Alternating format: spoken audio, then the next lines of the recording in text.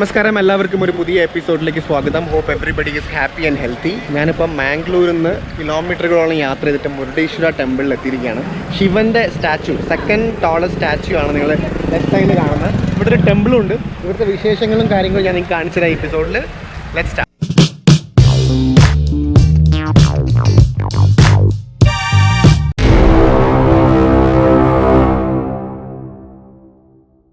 എൻ്റെ vlog follow ചെയ്യുന്നവർക്കറിയാം, 2017 ലോകത്തിലെ ഏറ്റവും വലിയ ബസ്റ്റഡ് സ്റ്റാച്ചു, അതായത് ഹെഡും നെക്കും കാണിക്കുന്ന കോയമ്പത്തൂരിലെ സദ്ഗുരു ഡിസൈൻ ചെയ്തിട്ടുള്ള സ്റ്റാച്ചു നമ്മൾ പോയി കണ്ട് വ്ളോഗ് ചെയ്തതാണ്. ഇന്ന് ഈ എപ്പിസോഡിൽ ഇന്ത്യയിലെ ഏറ്റവും വലിയ ശിവ സ്റ്റാച്ചു, അല്ലെങ്കിൽ ലോകത്തിലെ രണ്ടാമത്തെ ഏറ്റവും വലിയ ശിവ സ്റ്റാച്ചു ഈ എപ്പിസോഡിൽ നിങ്ങൾക്ക് ഞാൻ കാണിച്ചു തരാം.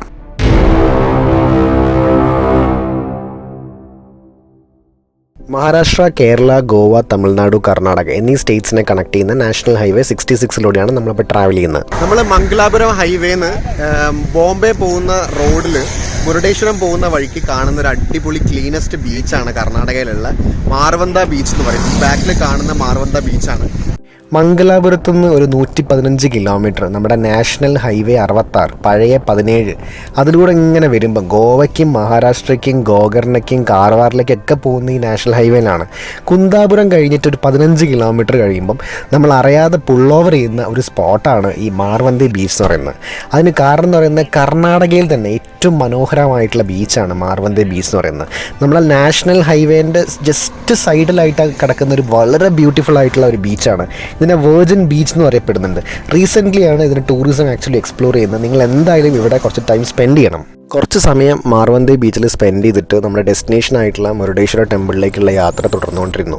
1 മണിക്കൂർ ഇനി യാത്ര ചെയ്യണം. നിയർലി 57 കിലോമീറ്റർ ഉണ്ട് മുരുഡേശ്വരിലേക്ക്. നമ്മൾ മുരുഡേശ്വരം വന്നു കഴിഞ്ഞാൽ നിങ്ങൾക്ക് നന്നായിട്ട് ഫുഡ് കഴിക്കണം എന്ന് ആഗ്രഹം ഉണ്ടെങ്കിൽ ഇവിടുത്തെ ബെസ്റ്റ് സീ ഫുഡ് കിട്ടുന്ന ഒരു റെസ്റ്റോറൻ്റാണ് നായക് ഫിഷ് ലാൻഡ് എന്ന് പറയുന്നത്. അപ്പോൾ മുരുഡേശ്വര ശിവ സ്റ്റാച്ചുവിൻ്റെ അടുത്ത് നിങ്ങൾക്ക് കഴിക്കാൻ പറ്റുന്ന ഒരു അടിപൊളി റെസ്റ്റോറൻ്റ് ആണ്. ഞാൻ നെറ്റിൽ ഒരുപാട് നോക്കിയതിന് ശേഷമാണ് ഈ നായക് ഫിഷ് ലാൻഡ് കണ്ടുപിടിച്ചത്. നല്ല റേറ്റിംഗ് ഉള്ള ഫ്രഷ് ഫിഷ് കിട്ടുന്ന ഒരു റെസ്റ്റോറൻ്റ് ആണ് മുരുഡേശ്വരയിലെ ഈ നായക് ഫിഷ് ലാൻഡ് എന്ന് പറയുന്നത്. അവർ ആദ്യം തന്നെ നല്ല പച്ച മീൻ കൊണ്ടുവന്നിട്ട് ചൂസ് ചെയ്യാൻ വേണ്ടി പറഞ്ഞു. അങ്ങനെ ഞാൻ പ്രോൺ റവ ഫ്രൈ ആണ് ചൂസ് ചെയ്തത്. റവ ഫ്രൈ എന്ന് പറഞ്ഞിട്ടുള്ള സംഭവമുണ്ട്. അതേപോലെ പോംഫ്രെറ്റ്, ആവൂല്, അങ്ങനെ കുറച്ച് ഫിഷുകൾ ഞാൻ ഓർഡർ ചെയ്തു. റൈസും ഓർഡർ ചെയ്തു. റൈസ് എന്ന് പറയുന്നത് വളരെ 40 രൂപ 50 രൂപയേ ഉള്ളൂ. പക്ഷേ പ്രശ്നം പറ്റിയെന്ന് വെച്ച് കഴിഞ്ഞാൽ നമ്മുടെ വൈറ്റ് റൈസേ ഉള്ളൂ. നമ്മുടെ കേരള റൈസ് ഇല്ല എന്നുള്ള ആകെ ഒരു പ്രശ്നം ഉണ്ടായിരുന്നു. കറികളൊന്നും അത്ര പോരാ, കാരണം കറികളൊക്കെ അവിടുത്തെ ഒരു ടേസ്റ്റ് അനുസരിച്ചിട്ടുള്ള ഒരു കറികളാണ്. പക്ഷേ ഫിഷ് നല്ല ടേസ്റ്റ് ഉണ്ടായിരുന്നു. അതുപോലെ ചീപ്പാണ്, വളരെ ചീപ്പാണ്. ആദ്യം തന്നെ പച്ച ഫിഷ് നമ്മൾ ഓർഡർ കൊണ്ടുവന്നു കഴിഞ്ഞാൽ നമ്മളെ ചൂസ് ചെയ്തിട്ട് പറഞ്ഞു കഴിഞ്ഞാൽ അവർ കൊണ്ടുതരും. എന്തായാലും ഒരു കുഴപ്പമില്ലാത്ത ഫുഡായിരുന്നു. റെസ്റ്റോറൻറ്റിൽ നിന്ന് 1 കിലോമീറ്റർ വന്നു കഴിഞ്ഞാൽ നമ്മുടെ ഈ ഒരു സ്പോട്ടിലെത്തും. ആദ്യം തന്നെ കാറ് പാർക്ക് ചെയ്യുക. കോംപ്ലക്സിൻ്റെ ഉള്ളിൽ പാർക്ക് ചെയ്യുകയാണെങ്കിൽ പാർക്കിംഗ് ഫീ കൊടുക്കണം. പുറത്ത് പാർക്ക് ചെയ്താലും മതി. പിന്നെ ചെരുപ്പ് കാറിൽ അഴിച്ചിടുക. അത് കഴിഞ്ഞിട്ട് നമ്മൾ പ്രോപ്പർട്ടിയിലേക്ക് ഉള്ളിലേക്ക് കിടക്കുക. അവിടെ കിടന്നു കഴിഞ്ഞാൽ 3 കാര്യങ്ങൾ ശ്രദ്ധിക്കണം. ഒന്ന് ബീച്ച്, ഒന്ന് സ്റ്റാച്യു, ഒന്ന് ടെമ്പിൾ കോംപ്ലക്സ്. ഇതിൽ ഏതിൽ പോകണം എന്നുള്ള കാര്യം ആദ്യം തീരുമാനിക്കുക. ഞാൻ തീരുമാനിച്ചിരിക്കുന്നത് ആദ്യം സ്റ്റാച്യു കാണാം എന്നുള്ളതാണ്. സ്റ്റാച്യു കാണാൻ വേണ്ടി പോവാം. ഞാൻ പറഞ്ഞ പോലെ ഞാൻ ചൂസ് ചെയ്തിരിക്കുന്നത് സ്റ്റാച്യു കാണാൻ വേണ്ടിയാണ്. നിങ്ങൾക്ക് വേണമെങ്കിൽ രാജഗോപുരത്തിലേക്ക് ആദ്യം തന്നെ പോകാം, അല്ലെങ്കിൽ നിങ്ങൾക്ക് ബീച്ചിൽ പോകാം. എല്ലാം നിങ്ങളുടെ ഓപ്ഷനാണ്. ബേസിക്കലി 3 ഓപ്ഷൻസ് ഉണ്ട്. ഞാനിപ്പോൾ പോകാൻ വേണ്ടി തീരുമാനിച്ചിരിക്കുന്നത് എന്തായാലും നമ്മുടെ ഇത് കാണാൻ വേണ്ടിയിട്ടാണ്. സ്റ്റാച്യു കാണാൻ വേണ്ടിയാണ് ഞാൻ പോകുന്നത് ഫസ്റ്റ്. एंट्री फी कुछ नहीं है? नहीं है. म्यूजियम 10 रुपीज़ है. किधर किधर? इधर इधर 10 रुपीज़ है. इधर से गोपुर. हाँ 10 रुपीज़. 10 रुपीज़. ആ ഓ, ഇവിടെ വന്നപ്പോൾ നല്ല വെയിലുണ്ട് ഈ ഒരു സമയത്ത് എന്ന് പറയുന്നത്. പക്ഷേ ഈ ശിവ സ്റ്റാച്യൂലേക്ക് നമുക്ക് ചെരുപ്പിട്ട് പോകാൻ മാത്രമല്ല 3 മണിക്കാണ് ഇത് ഓപ്പൺ ചെയ്യുന്നത്. സോ ടൈം മാനേജ് ചെയ്തിട്ട് വരിക. നമ്മൾ മുകളിലേക്ക് കയറുമ്പം വഴിയോര കച്ചവടക്കാരെ കാണാൻ പറ്റും. സ്റ്റെപ്പ് അത്ര കൂടുതലൊന്നുമില്ല. കുറച്ച് കയറി കഴിഞ്ഞാൽ പിന്നെ ഒരു പ്ലാറ്റ്ഫോം ഉണ്ട്. അവിടെയൊക്കെ നമുക്ക് ഒരുപാട് ഫോട്ടോ സെഷന് വേണ്ടി സ്പെൻഡ് ചെയ്യാം കേട്ടോ. ലെഫ്റ്റ് സൈഡിലുള്ള ഗോപുരം വെച്ചിട്ടും സ്റ്റാച്യു വെച്ചിട്ടും ഒരുപാട് ഫോട്ടോസ് നമുക്കവിടെ എടുക്കാവുന്നതാണ്. വളരെ ഒരു മനോഹരമായിട്ടുള്ള ഒരു സ്പോട്ടാണ്. അങ്ങനെ സ്റ്റെപ്പ് കയറി മുകളിലെത്തിക്കഴിഞ്ഞാൽ നമ്മുടെ സ്റ്റാച്യു നിൽക്കുന്ന പ്ലാറ്റ്ഫോമിൽ എത്തിക്കഴിഞ്ഞാൽ നിങ്ങൾക്ക് കാണാൻ പറ്റും നന്ദി. ഹിന്ദു വിശ്വാസപ്രകാരം കൈലാസത്തിലാണ് ശിവഭഗവാൻ താമസിക്കുന്നത്. അപ്പോൾ അതിൻ്റെ ഓപ്പോസിറ്റായിട്ട് ഒരു ഗേറ്റ് ഗാർഡിയൻ ആയിട്ടാണ് ഈ നന്ദി ഉണ്ടാവുക എന്നാണ് വിശ്വസിക്കപ്പെടുന്നത്. അതുകൊണ്ട് തന്നെ നന്ദീൻ്റെ ഒരു വലിയൊരു ബുൾ രീതിയിലുള്ള ഒരു സ്ട്രക്ചർ അവിടെ കാണാൻ പറ്റും. നിങ്ങൾ ഈ ബാക്കിൽ കാണുന്ന സ്റ്റാച്ചു കൺസ്ട്രക്ട് ചെയ്തിരിക്കുന്നത്, അല്ലെങ്കിൽ കൺസ്ട്രക്ഷനിൽ പങ്കാളിയായിരിക്കുന്നത് ഷെട്ടിയാണ് ഇത് കൺസ്ട്രക്ട് ചെയ്തിരിക്കുന്നത്. അദ്ദേഹത്തിൻ്റെ പൂർവികന്മാർ ഇവിടെ ഉള്ളൊരു അമ്പലമുണ്ട്, കണ്ടില്ലേ ബാക്കിൽ കാണുന്നത്. ഒരു 20 ഫൂട്ട് ഹൈറ്റുള്ള സ്റ്റോറി ബിൽഡിംഗ് ഉള്ള ഈ അമ്പലം, അവിടെ ഒരു ലിഫ്റ്റ് ഉണ്ട്. ആ ലിഫ്റ്റിൽ നിന്ന് പോയി കഴിഞ്ഞാൽ നമുക്കൊരു എലിവേഷനിൽ ഈ സ്റ്റാച്യു കാണാൻ പറ്റും. സോ അവിടെ ജോലി ചെയ്തിട്ടുണ്ടായിരുന്ന ഈ ഷെട്ടീൻ്റെ പൂർവികന്മാർക്ക് വേണ്ടി ഡെഡിക്കേഷനായിട്ടാണ് അദ്ദേഹം ഇത്രയും കോടികൾ ചിലവാക്കിയിട്ട് ഈ സ്റ്റാച്യുവും ഈ 20 സ്റ്റോറി ബിൽഡിംഗും കൂടെ ഉണ്ടാക്കിയിരിക്കുന്നത്. ഹിന്ദു ലോഡായിട്ടുള്ള ശിവൻ്റെ ലോകത്തിലെ രണ്ടാമത്തെ ഏറ്റവും വലിയ, നേപ്പാൾ കഴിഞ്ഞ രണ്ടാമത്തെ ഏറ്റവും വലിയ സ്റ്റാച്യു 2 വർഷം എടുത്തിട്ട് 5 കോടി ചിലവാക്കിയിട്ടാണ് കൺസ്ട്രക്ട് ചെയ്തിരിക്കുന്നത്. സൂര്യപ്രകാശം നേരിട്ട് ഏൽക്കുന്ന രീതിയിലാണ് കൺസ്ട്രക്ട് ചെയ്തിരിക്കുന്നത്. അപ്പോൾ കാണുമ്പം വളരെ പ്രകാശപൂരിതരിക്കും. 10 രൂപ കൊടുത്തിട്ടുണ്ടെങ്കിൽ ഇതിൻ്റെ ഗ്രൗണ്ട് ഫ്ലോറിൽ പോകാൻ പറ്റും. അതായത് സ്റ്റാച്യുവിൻ്റെ ഗ്രൗണ്ട് ഫ്ലോറിൽ അവിടെ കുറേ ഹിന്ദു മിത്തോളജി പ്രകാരമുള്ള ക്യാരക്ടേഴ്സ്, രാവണ, ശിവ, ഇവരുടെയൊക്കെ കുറേ സ്റ്റാച്യൂസ് ഉണ്ട്, കുറേ പെയിൻറ്റിങ്സ് ഒക്കെ ഉണ്ട്, കുറേ സ്റ്റോറീസ് നെറേറ്റ് ചെയ്യുന്നുണ്ട് ഈ സ്റ്റാച്യു വെച്ചിട്ടുള്ള. 10 രൂപ കൊടുത്തിട്ട് സ്റ്റാച്യുവിൻ്റെ താഴെയുള്ള ഗ്രൗണ്ട് ഫ്ലോറിലുള്ള ഗുഹയിൽ പോയി നോക്കാം. ഭയങ്കര ഇരുട്ടാണ്. എന്തായാലും കയറി നോക്കിക്കഴിഞ്ഞിട്ട് ഞാൻ അതിൻ്റെ ചരിത്രം മൊത്തം നിങ്ങൾക്ക് പറഞ്ഞുതരാം കേട്ടോ. നമ്മളിതിൻ്റെ ഉള്ളിൽ പോയി കഴിഞ്ഞാൽ ഒരുപാട് ചെറിയ ചെറിയ സ്റ്റാച്യൂസ്, കഥകൾ പറയുന്ന പോലെയുണ്ട്. ഇതിൻ്റെ വിശ്വാസം എന്താണെന്ന് വെച്ച് കഴിഞ്ഞാൽ രാക്ഷസ രാജാവായിട്ടുള്ള രാവണൻ ശിവനെ പ്രീതിപ്പെടുത്തി പ്രാർത്ഥിക്കുകയും ഒരു വരദാനം കിട്ടുകയും ചെയ്യുന്നു. അതിന് ആത്മലിംഗ എന്നാണ് പറയുന്നത്.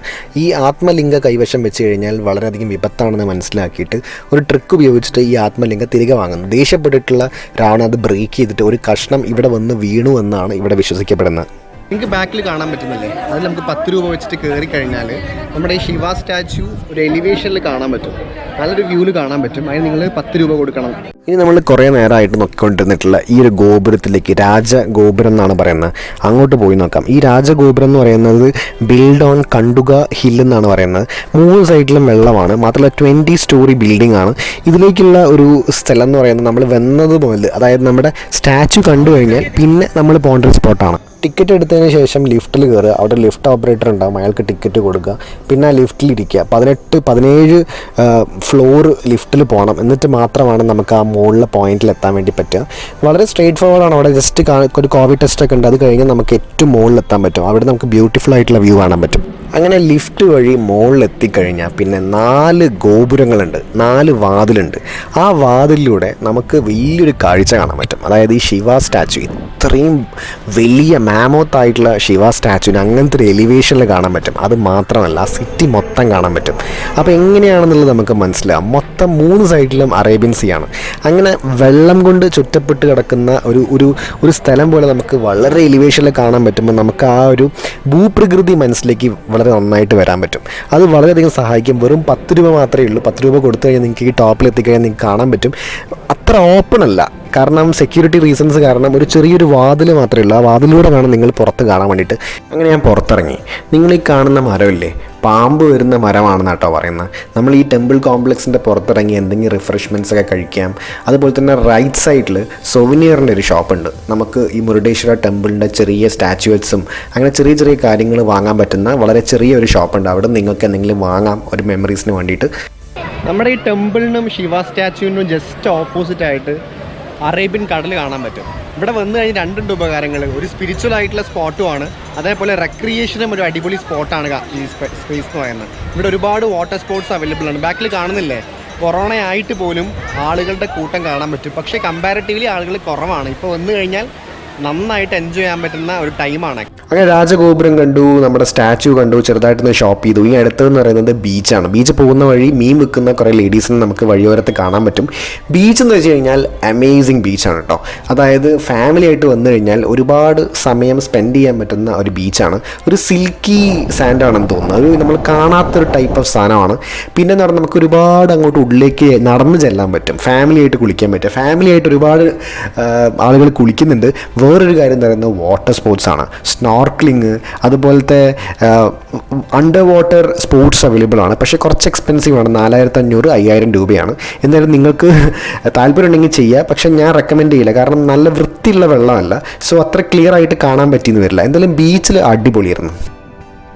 ബീച്ച് ഡ്രൈവിംഗ് ബീച്ച് അല്ല ഒഫീഷ്യലി, പക്ഷേ ഇവിടുത്തെ സാൻഡ് അങ്ങനെ കുഴിഞ്ഞു പോകുന്ന സാൻഡല്ല. അതുകൊണ്ട് തന്നെ നമുക്ക് ഇവിടെ ഒന്ന് ചെറുതായി ഡ്രൈവ് ചെയ്യാം. പോലീസുകാർ കണ്ടു കഴിഞ്ഞാൽ മാറ്റേണ്ടി വരും. അത് കണ്ടില്ലേ, വ്യൂ കണ്ടില്ലേ, ആ 20 സ്റ്റോറി ബിൽഡിങ്ങും അതിനടുത്തുള്ള ശിവ സ്റ്റാച്യു. സോ ഇവിടെ വന്നു കഴിഞ്ഞാൽ നന്നായിട്ട് കുളിക്കാനും പറ്റും. ആഴമില്ല. നമ്മുടെ ഈ കടലിന് ആഴം കുറവാണ്, കുറേ നേരം അങ്ങോട്ട് നടന്നു പോകാനും പറ്റും. ഇത്രയും പറഞ്ഞുകൊണ്ട് ഈ എപ്പിസോഡ് ഇവിടെ വൈൻഡ് അപ്പ് ചെയ്യാണ്. ഈ മുരുടേശ്വറിലെ ടെമ്പിളും ശിവ സ്റ്റാച്യൂയും ഇവിടുത്തെ കാര്യങ്ങളൊക്കെ നിങ്ങൾക്ക് ഇഷ്ടപ്പെട്ടെന്ന് കരുതുന്നു. നിങ്ങളുടെ അഭിപ്രായങ്ങൾ കമൻസ് ആയിട്ട് രേഖപ്പെടുത്തുക. See you in next episode. Until then by.